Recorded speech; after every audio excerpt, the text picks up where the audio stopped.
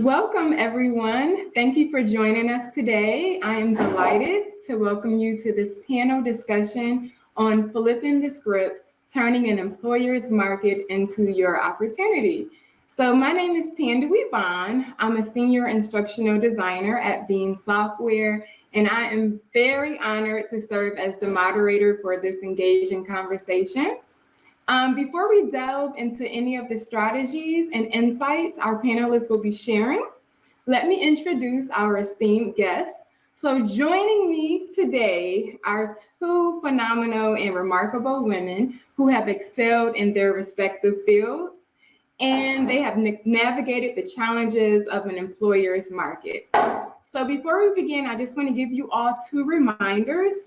First, if you have any questions, please add them inside the Q&A, and at the end of our sessions, we'll make sure that we will answer those questions for you. Also, just for accessibility purposes, I am a Black woman. I'm in my early 40s. I have dark brown complexion. I have light brown, I guess, and black curly natural hair. I'm wearing a blue jacket, blue shirt and a black jacket. So first, we have Mia Woods. She's an HR professional with extensive experience in talent acquisition and brand development. Someone reached out into my inbox and said she is a branding genius, so can't wait to learn more about her. Mia's expertise in understanding the dynamics of the job market will provide valuable insights for today's discussion. Our second panelist is Maisha Cannon. She's a trailblazer in the recruiting industry and also a founder with a passion for empowering individuals to seize opportunities. Maisha brings a wealth of knowledge and practical strategies for turning the tables in an employer's market. So their expertise will undoubtedly inspire and equip our audience with valuable advice. So Mia and Maisha, I'm truly excited to be in the company of such extraordinary women. Your unique perspectives and experiences will shed light on the strategies and mindsets required to thrive in today's competitive job market. So now I invite each of our panelists to take a moment to introduce themselves and share a brief overview of their professional journey and accomplishments that have shaped their expertise in this field. I do want to insert a disclaimer, an apology. I am sharing my office space with my daughter's rabbit, so I'm going to place myself on mute while you guys are speaking. So Mia, may I start with you? Absolutely. I'm excited to be here. Thank you again, Tandy. I'm a talent scout, employer brand partner basically for an energy company. I've been in HR the past 10 years working in energy here in the South. I'm in Little Rock, Arkansas, actually. And I really just pride myself on being able to help Black and brown folk get their money, honestly. I love to help people unlock unlimited potential and just help them confidently and authentically enjoy their careers. Well, thank you, Mia, for providing that glimpse into your professional journey. Absolutely amazing. Now let's hear from Maisha. Could you please introduce yourself? Sure thing, and good afternoon, morning, everyone. My name is Maisha, which means life in Swahili. I like to say that I've been recruiting since the 1900s, 1994 BG to be precise. That's before Google, if any of you even remember what life was like before then. And I've worked in a variety of roles from recruiting coordinator to recruiter, sourcer, and eventually a sourcing leader. And I most recently exited corporate America after 25 plus years to launch the Collab Lab. And there I serve as a founder and facilitator where we focus on learning and development for talent acquisition teams. So that's what I'm doing now. Really excited to be here with you both today. Wow, you caught my attention at leaving corporate after 25 years. Amazing. So thank you, Maisha, for providing us a glimpse into your professional journey. So with our panelists' diverse expertise and experiences, I'm confident that we will have a thought-provoking and insightful discussion on how to transform an employer's market into a wealth of opportunities. So once again, welcome to our panel discussion on flipping the script, turning an employer's market into your opportunity. So let's begin this enriching conversation and explore the strategies that can help job seekers thrive even in challenging times. So just a quick note, in an employer's market, job seekers often face stiff competition and may find it challenging to secure the job they desire. However, with rich strategies and a mindset, you can turn this situation into an opportunity. So Maya and Maisha, I will begin asking you each the same question, this first question. Together. So I would like to begin with Mia first. Could you share a personal experience in which you've managed to flip the script and turn a challenging job market into a personal opportunity? Yeah, for sure. Recently, actually, one thing about me, although I work in HR, I am a communications and marketing person by like education. I used to be a radio personality. So I left the entertainment, media, and broadcast journalism space and transitioned to HR. And one, it was easily transferable. So using my transferable skills. And then the reason I think social media comes so naturally to me is because of that experience. So I've been with my current employer for just over a year. And I remember at the beginning of this year, a lot of people were unfortunately being laid off, like big tech companies. And, you know, just 2 years ago, these companies were paying like nice salaries. Everybody's working remote. It was an employees market, if you will. And just by being myself, being authentic, engaging with people on LinkedIn, being empathetic, sincerely caring, and trying to help them as best I could land back in the career space if that's what they wanted, or just sharing their story with others, I was able to meet Mallory. And so here I am now on this amazing panel today and helping others flip the script. So what I would say is truly being authentic, but more importantly, like caring. Sometimes I think we get so caught up in making our money, being big shot corporate executives, or just whatever we are in the corporate space, that we forget that everybody's humans. And I have a little saying from Coi Lerais, girls are players too. I always tell people recruiters are people too. Like, I'm not here to screen you out, I'm here to screen you in. So I just wanted to share that. And again, just highlight this amazing group of Black folks doing amazing things in L&D, especially Miss Mallory. I absolutely agree. Thank you, Mallory, for this platform. It has been truly amazing.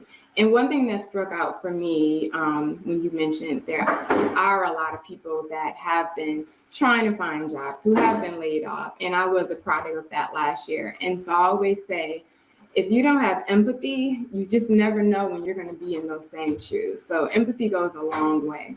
Absolutely. Thank you so much, Mia.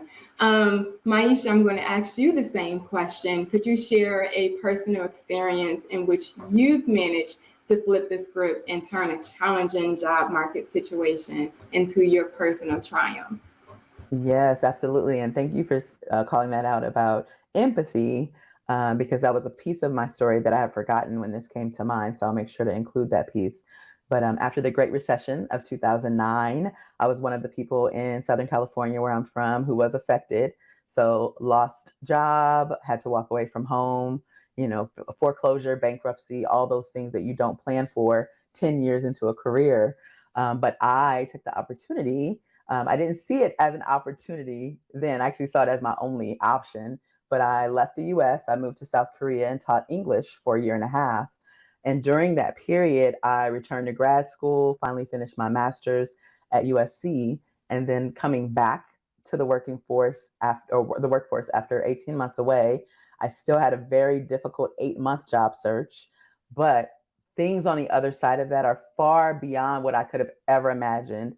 Ended up landing at Google, moving to the Bay, working for companies like LinkedIn and Verizon and GitHub, and then started sharing experiences on stages and helping other recruiters, right, to build off of the skills and experience that they had. So I never would have thought from my layoff in 2009 that I could have made so much of that period of kind of being displaced from the American workforce, but it worked out. And the empathy piece came in because I remember during that really grueling 8-month job search that although I wasn't having any luck finding jobs, I was helping other people get their dream jobs. People would reach out on LinkedIn. I'd somehow have a connection, introduce them, excuse me, and then they'd end up in a job. And so I think that was an interesting lesson to me now in retrospect, that even when you're in transition, right, you can still be of value. Even when that direct deposit has not hit in a long time, you still have a lot of value as a person. And turning on that empathy really helped me give to others something that I was desperately, seeking, which was a job at that point. So thank you for reminding me of that story. And I can tell that story without getting emotional, years later. That was a very tough story to share for a while. Wow, thank you. That was just incredible, impactful, inspirational. Yeah, I remember being unemployed, but helping my friends and strangers reaching out to me on LinkedIn, asking me if I have any leads. So as I'm searching, I was helping them as well. So, it takes a village. It takes that support. Thank you for that answer. So Maisha, I have a question for you. In your opinion, what are the key traits or skills that can help a candidate stand out in a crowded and competitive job market? Crowded and competitive indeed. And funny enough, I have some C words. I like to think in alliteration. It helps me remember things. So the C words that came to mind for me were creativity, curiosity, and credibility. So to elaborate on each of those briefly. So of course, that creativity is just what Shemaya mentioned earlier, is like being uniquely you, being authentic in your approach. And as you move throughout your transition period, that curiosity is asking powerful questions, not only when you're in front of the interviewer, but as you meet people like Shemaya. Did I say it right? Shemaya. Shamia, it's all good. Yeah, that's right. Yeah. Good girl. Morning brain in Vancouver, forgive me, a specific time. I'm one cup of coffee in. Yeah, so Shamia mentioned meeting Mallory right through her own authenticity and her approach. Same with me. I met Mallory through my own curiosity, signing up for a newsletter, believe it or not, in L&D. And we met at in a breakout session that newsletter. They hosted like a speed networking session, the EDU fellowship. And that's how we met. And that brought this opportunity. So yeah, just that curiosity, leaning into your natural strengths and abilities and those things you're interested in can go a long way. And then credibility, right? I think about our digital footprints, right? What marks are we leaving all over the net so that we can be found by recruiters like Mia and I when we're sourcing for roles? And then what development are you doing in this interim? Just like all of you now have signed up for this session, with the Learning Exchange. So those are all the right things I think that you can do to kind of stay competitive during times like these. Ooh, thank you for those gems. Mia, next question for you. How do you suggest candidates can leverage social media and online networking to their advantage in an employer's market? Yes, I love this. Of course, being yourself, but don't be afraid to, it's not enough anymore to just make a LinkedIn page. It's not enough just to exist in the space. Recruiters and sourcers, as Maisha was saying, people are going to look for you in LinkedIn. Over almost 80% of recruiters use LinkedIn. 9 out of 10 employers post their jobs there.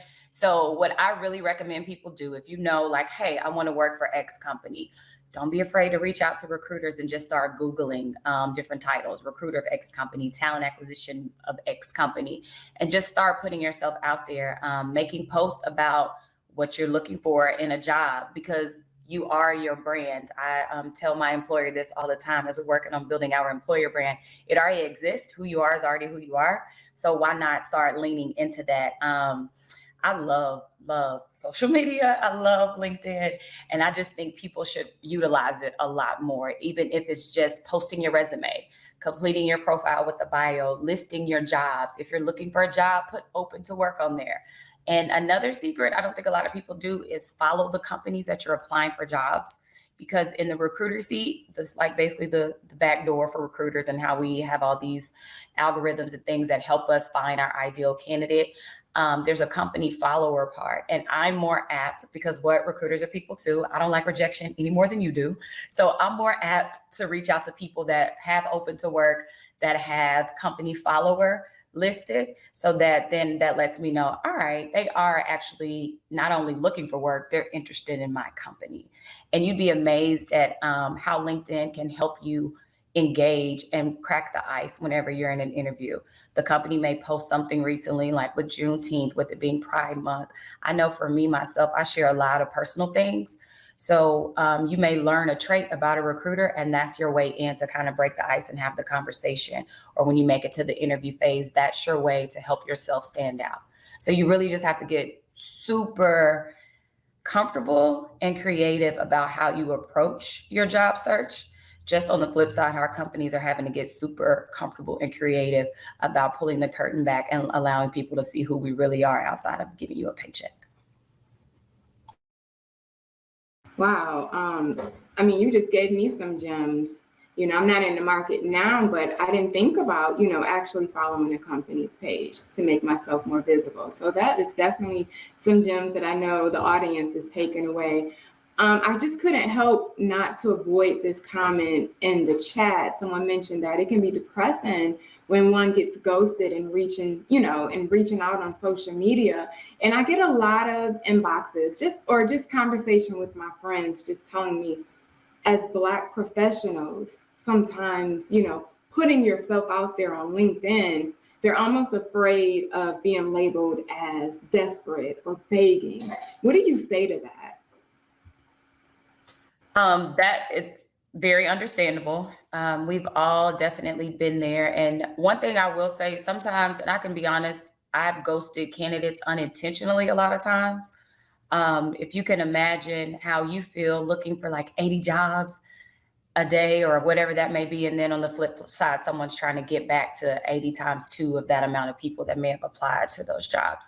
But I would really just practice. So if it's not social media, maybe you start with your internal network of folk and just kind of send some text messages, or maybe you have someone that could share for you on LinkedIn and say, hey, I know someone who's looking for a job. I have their resume handy. I would love to send it to you. If you have any friends that are recruiters, and if you follow me, I don't mind doing it either. I use Recruiter Seat for a lot of stealthy things, but I don't mind helping out there too. But I think if you could text some friends and just get some practice going on, that would help you a bit, because maybe even you don't want to tell your close friends that you're looking for a job. So you're not wrong. It definitely can be a way on your just how you feel emotionally. Absolutely. Oh, I see a question that popped up. I love working in L&D, and I have aspirations of working in talent brand development, yet I'm struggling in qualifying for these roles due to certification or experience requirements. Any resource or certificate suggestions for those areas of work? I'll hop in real quick because I know Maisha would have a lot to say here too, because she works with talent acquisition pros. But for myself, I landed in employer branding, I'll be honest, because of social media. I work in the energy industry, which traditionally is a good old white man industry. But the problem that I see is that we're always competing with the same companies, right? So there's GE, there's your local utilities, there's the people that manage the grid. That's one of the companies I work for. And after a while, we're going to wash through that talent and it's not going to be there.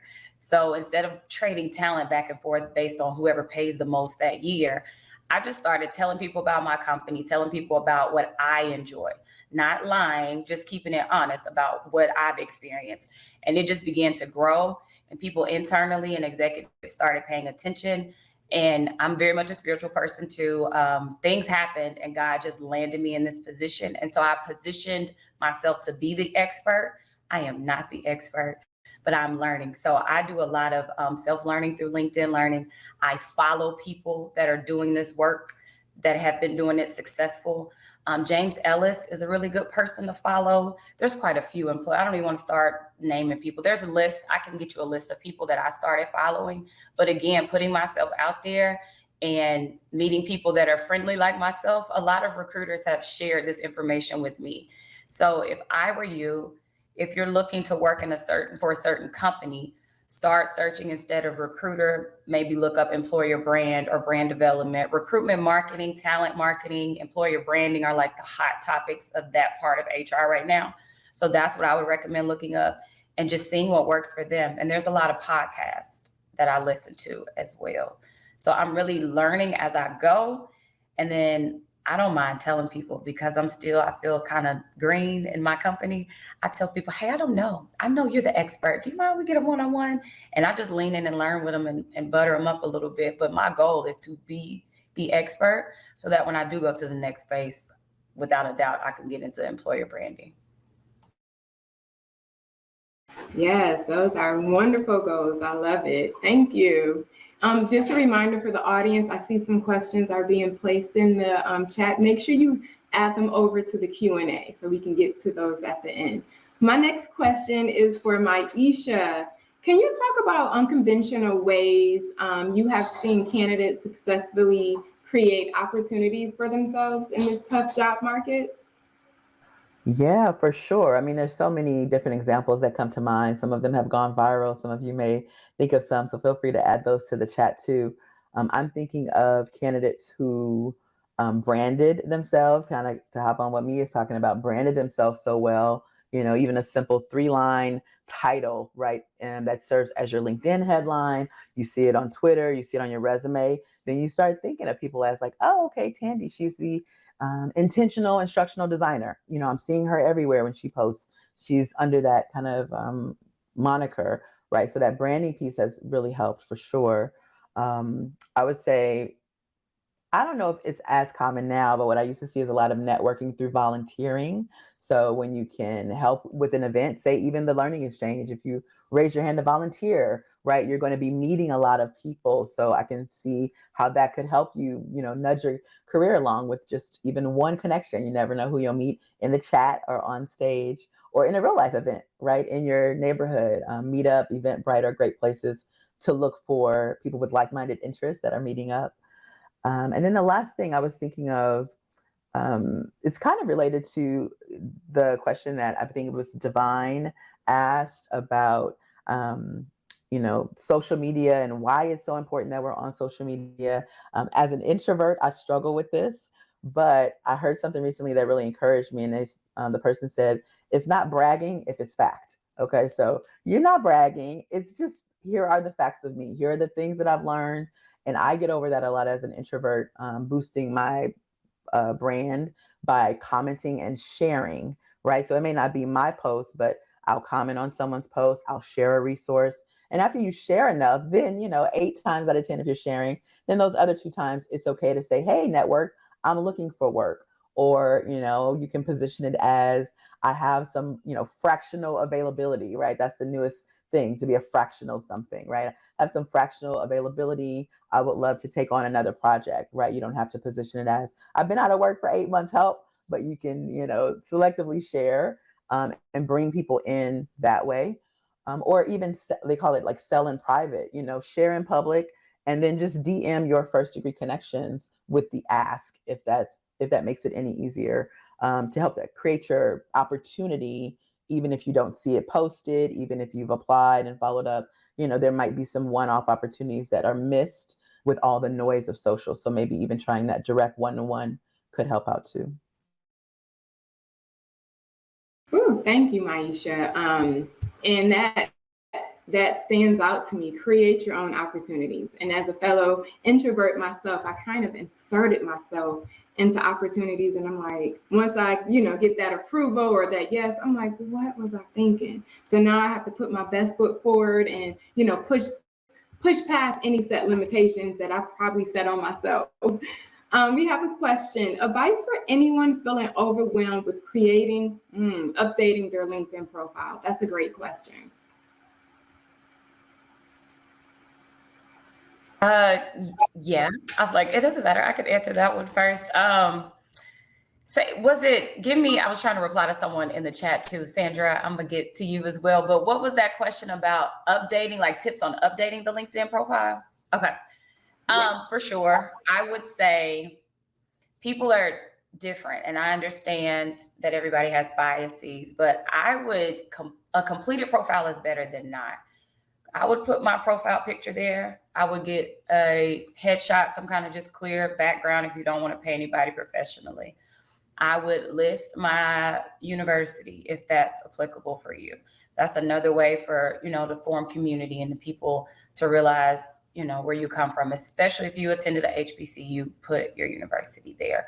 Or if you attended, some of the big well-known universities, put your employer there. That's another way. If you don't have an employer, again, we're back to open to work, actively seeking opportunities in and fill that in. Your bio is a great spot to show some personality as well as sharing your expertise. So I try to do a little bit of both there. I list what I've done professionally, but I also shared, well, this is what I enjoy doing, or this is the type of work environment that I thrive in. Just try to get creative if you can, and you're comfortable to do so with that bio part. List the skills that you can do. With LinkedIn, they'll have, like, for me, it's diversity recruitment, it's niche talent sourcing, those kind of skills, employer branding, recruitment marketing. But make sure you list that stuff. And if you can get some recommendations, that's a great way to also just build up your LinkedIn profile. Social media nowadays is all about doing what the platform wants you to do. So if the platform created it, try your best to use it. And then to follow up to Sandra's question about Facebook, IG, LinkedIn, again, it's there for job seekers. That was the original thought behind LinkedIn. And it has become more of a creative space, more like Facebook and IG together, because they have the creator mode. So you could turn that on to get people to follow you. And really, we'll get into this, but that LinkedIn for me is how I've been able to really start to level up as an employee to where I'm pretty confident walking away tomorrow if I have to, just because I know I got some other things that I can do. I don't want to walk away, but it has opened my eyes to the possibilities of that I am more than just an employee. Maybe I get like Maisha one day, get my own little learning lab going. I love that. And I was just going to say, like, YouTube it. Like, I've learned so much from YouTube. It'll be a step-by-step tutorial of, like, how to enhance your profile on LinkedIn when you've gone from employee to entrepreneur. And I'm like, how did they know that's exactly what I needed? So yeah, just search will help.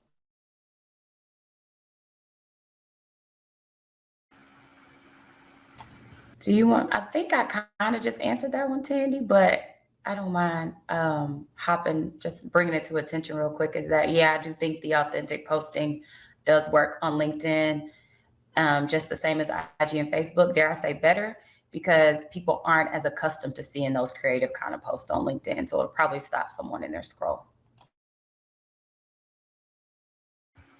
Thank you. Yep. And that was my next question. So perfect. This next question is for Mia. Can you discuss how the gig economy or freelance work can be an advantageous strategy for professionals in an employer-dominated market? So there's a lot of people in this audience, they're not necessarily trying to push themselves into corporate, but they do want to lean more so on the freelance side. So interested to hear your tips. I think Maisha is going to have some interesting points here too. So yeah, gig economy, side hustle, all of that. I've always been that kind of person. So taking my communications part of what I do, I still do like voiceover work. So I take those things with me. Maisha, you need some stuff, let me know. But I take those things and see, I don't mind just, putting myself out there. But I take those things with me. And for instance, now my job has learned about it. And so we're doing some video revamping and stuff. So they've asked me to voice some things. So that's another way that's helping me kind of stand out. But as a recruiter, people are always asking me for like resume advice, or I look at resumes all day. And I just started to like, hey, let me just take a stab and help someone out. And it worked out so much that I'm thinking, well, I might need to start revamping resumes on the side, giving people interview practice on the side. So there are things that you do very well, or your friends or you find coworkers always asking you to do something. Lean into those things. And especially if they make you light up on the inside, and just take a stab at that stuff. And, be smart about it, because some jobs, my job doesn't mind, but some jobs, try to get in your business and stuff like that. So be smart about your side hustles. But I would do it because, again, you never know when the bottom will fall out of the economy again. So always just kind of having a bird in the hand. What is it? In the bush, something like that. I'm a country girl, but y'all know what I'm talking about. That thing. Don't put all your eggs in one basket. Have some variety going on. And I think side hustle and gig economy is a must nowadays. Wow, thank you for mentioning that, because that's a question that I always ask myself, like, how safe am I? Like, okay, should I go ahead and keep pushing myself out there, or should I keep things, you have a full-time role and you're freelancing on the side. It's a little tricky because some companies do have those, those little, little disclosures inside of the contract. So I think that's where a lot of people fall. They're like, I'm not sure, but should I? So those were definitely some great nuggets for us.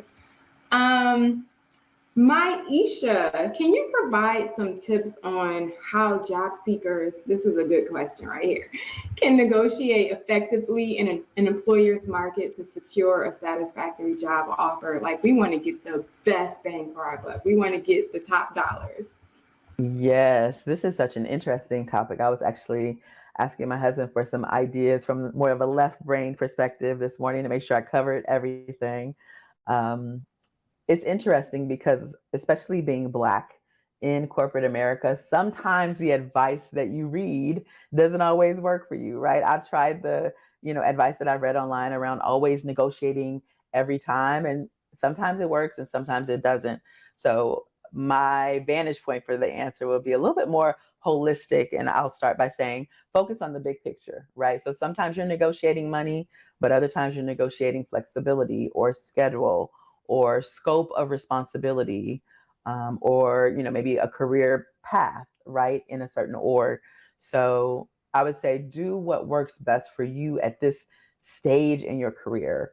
There have been times that I've strategically taken a pay cut, right? I wouldn't recommend that, that you do that more than once, but at a time in the Bay when I was contracting year to year and didn't have benefits and wanted to be an employee, I took a significant cut to become an employee with benefits, right? So I think the negotiation really starts with you getting clear on your core values and maybe like your big three. What are your three non-negotiables when it comes to your next role?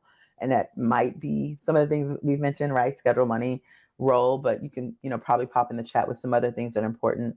And then get clear on your deal breakers and then kind of like your nice to haves. And so if you have that clear kind of structure or framework in your mind, you'll be more confident in your negotiation. I think that's how some of us miss the mark. We're not confident when we're just reading what this article on the web told us to do. We're not really sure it's resonant with our own approach and authenticity. So yeah, be confident in what you want and then stick to your script. Don't flip it, right? If you say you need a minimum, if you say you need to work from home, like for me, there's no going back to the office. So that's something I know I'm not willing to yield on, even if it's a salary I've never seen in a company that seems like it's going to the moon or whatever. It's like, I can't be around people all day. People are too people-y. Sorry, I need to be home.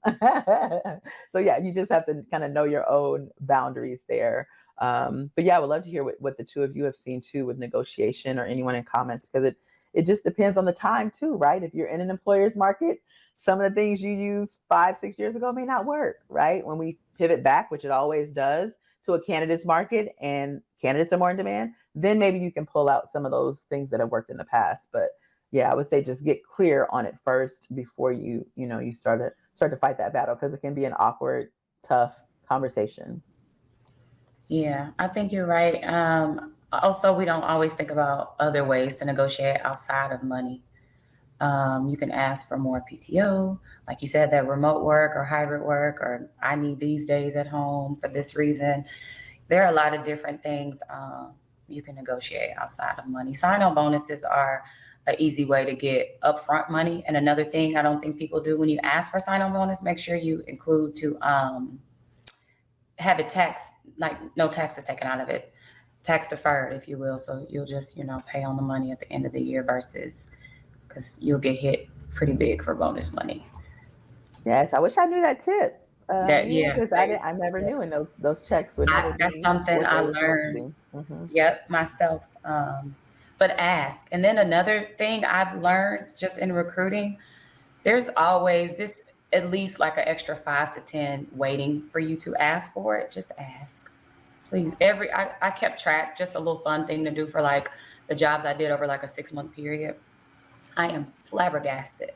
White men don't blink. They'll ask, and they weren't even my favorite or most qualified. I'm like, dang, you really asking for what you want? Versus us, especially Black women, then we're all timid. And I have had times where I've had $10,000 waiting to give it to somebody.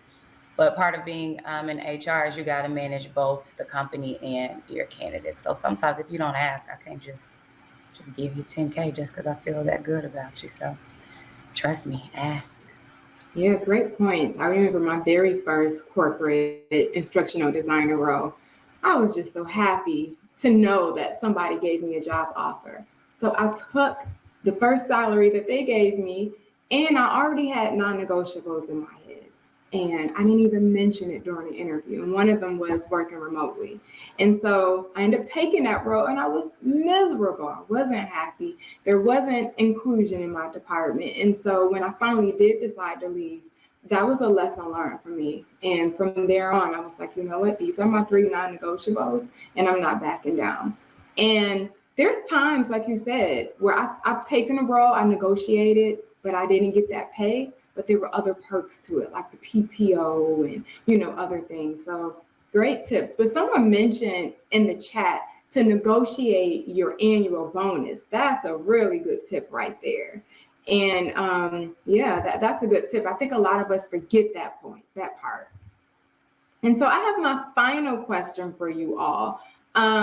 In what ways can a job seeker, and this is not just for a job seeker, but anyone that's already currently in their professional field, how can they flip the script? I love using that term, flip the script, and use an employer's market as an opportunity to reassess their career goals and aspirations? I know I think about that all the time. And so either one of you can take on that question. Yes, I just saw one other piece in the comments about the negotiation piece. Do you mind if I go back to that real quick? Okay. Abby had asked, like, do you just ask for the money or do you need to have a reason to ask for the money? And so what I was gonna say is it's better, don't say, because I mean the cost of living in New York, duh, we know that.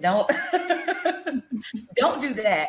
I would definitely back it up to who you are and what you bring to the position and why you see yourself staying with the company long term and the things that you will do to help the company reach their bottom line. Definitely have something to support your ask.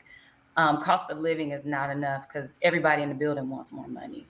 So you got to make it valuable to the company and why we should give you the money. That's a great point. Thank you for sharing that. And so I'll hop in on the employer's market question. Yeah, and we can, if Mia wants to add more to that. I was thinking of something around what's in demand right now and how we diversify our skills to meet that. I was thinking when I launched the Collab Lab in January, I had this set of 12 courses that I thought would be the courses that I'd be teaching. But then this AI, revolution was coming at the same time. And I've noticed that slight pivot to now saying, okay, maybe I'll do a course on recruiting with AI, right? That's getting more eyeballs than my original 12, right? So I think we can use this time to kind of follow the trends, be in community with each other, like here to see what's hot and what's not. And then just be open-minded about it, right? We may have to pivot or iterate on what we know is our strength, to temporarily kind of get in where we fit in, right? With the market. But just know you can always go back to those things that are your strengths, just like you see Mia is using her social media skills in a variety of ways, right? And there might come a time when some of these platforms that we're on disappear. Like, we've seen Vine come and go. We've seen Twitter change a lot, right? I think the new Twitter is Spill, a Black-owned, competitor named Spill. So maybe we'll be spilling the tea by next year this time, and we would have forgotten about Twitter. right? But still use those skills that you learn in one platform and, move them over transferably to the other. But yeah, what would you add to that, Mia? Yeah, I forgot about Spill. You reminded me. I need to create an account there. I surely forgot about that. For me, real quick to flip the script, I would definitely just always be open and adaptable, especially with a lot of us being in HR. HR, I have never seen it, and people that even talk about it, like Maisha for 25 years and have been doing this work for so long, to be so evolving. Like now HR strategic partners. Now we're responsible for culture and employee well-being and advocacy. Even in L&D, like L&D to me trickles into employee satisfaction, retention, helping us recruit better, employer branding. So being adaptable and staying abreast of what's going on in the industry, that's a great way to flip the script, and then you pick where you want to fit in. Another thing with a lot of L&D professionals, if you're looking for a job or if you already have a job, I can't recommend enough for HR to know the business that employs you. HR can do HR anywhere, right? But we're not engineers, we're not IT folk, but we should know the business that we support so that that'll help us strategically just plan and be better. If you're in L&D, for instance, we have instructional designers who train our operators who run the grid, the electric grid. They train them every so often because they have to complete certain trainings. But these people are not engineers, but they manage the training. So to me, that's a way that you can pivot into another career you may or may not have ever thought of, but you have this loads of years of HR experience. I also just think if you're out looking for a job, make sure you still do self-learning, right? You can always go back to school, but if not that, get a certification. If not that, do some free LinkedIn learning and then share that you completed some free LinkedIn learning, and they make the post for you. So that's another way to be uncomfortable and just put yourself out there, because you know what they say, you got to use what you got to get what you want. And if you don't ask or kind of broadcast yourself, people won't even know what's going on in your space. So I just say be adaptable. Make sure you take some time to level up yourself, and just when and where you can, just continue to be true to yourself and authentic. Absolutely. Thank you all. Thank you, Maisha and Mia, for those wonderful nuggets. We have about 3 minutes left, so we're going to take a few questions now from the audience. So besides being and showing your individuality in your LinkedIn profile, how best do we grab the attention of recruiters in the first 5 seconds? Good. Oh, that's good. First 5 seconds. I know. Go, Maisha. Right. I know. I'm thinking first 5 seconds. That's about all I'm giving the resume, is about a good 10-second glance. So I think just being clear. I like the branding angle that Mia talked about. So having your headline be so clear that the recruiter knows it's going to be a good use of their time to continue skimming, right? Because we skim. We're not like college professors that are reading. We don't want to read 25 pages. We want to skim. We want to see the must-haves that were on the job description, and that's it. So make sure it's aligned. I like using jobscan.co. I'll drop it in the chat. And that's where you can just put the text from your resume, the text from the job description, and it'll immediately tell you what the overlap is, and use that as your guide. Like, do I need to customize more, or, is it good to go? But yeah, what else did you add, Mia? Yeah, that headline, like you said, and sometimes cut some of that fluff out. Like, it's nice to have keywords, but there are still a few companies that have real people skimming and scanning resumes for you. But be really, really clear. If you're applying for a senior manager of whatever, sometimes you can put that up there, just showcasing that's who you are or who you already are. I don't know that it's fluff until I start getting down in there, but at least you're getting me to read. Treat it like the newspaper, like whatever captures your attention when you read. People read the newspaper, but you know what I'm saying, the blog post. If it captures your attention, then try to think of it that way, above the fold. So you want to put all your good stuff at more than halfway up top of the page. Absolutely. Thank you. I see there are 2 unanswered questions. Let's see, do we have time? Really quickly, what's a good way to ask for more money? I think what we mentioned earlier, just showcasing why you need more money. Maybe you've taken time to research the market and research the job description. And now that you've completed your interviews, I have a better understanding of what the expectations and success metrics look like. Hence, I feel an amount of blah, blah, blah is more in line with the market as well as what's expected for this role. That might be Agree. a quick way to it. And if you're already internal, I would say just track your wins. So every Friday, I would try to document some win of the week that I know I'm going to forget about by the time performance reviews come around. So validate it with the data, show the business, like to Mia's point, know what the language of business is. And that's all about the dollars and the cents, right? So have your metrics there, talk about the value you added, and that should make it a really clear, compelling ask for your raise. Wonderful. Well, thank you, Mia and Maisha, for sharing your experiences and insights today. It was just a wonderful session. And just a reminder for the audience, thank you all for attending this panel. Sometime Monday, you should receive a survey via email. Please take a moment to leave any feedback on all of the sessions or this session. And also there will be prizes. So they will be selecting 2 people to receive $50 prizes. So please make sure you complete those surveys to help us improve or just mention anything that you did like. So thank you all. Hope you all have an amazing day. There's additional sessions coming up. So please make sure you are still in IRME, the Learning Exchange. Thank you, everyone. Thank you, Mia. Thank you, Maisha. This was awesome.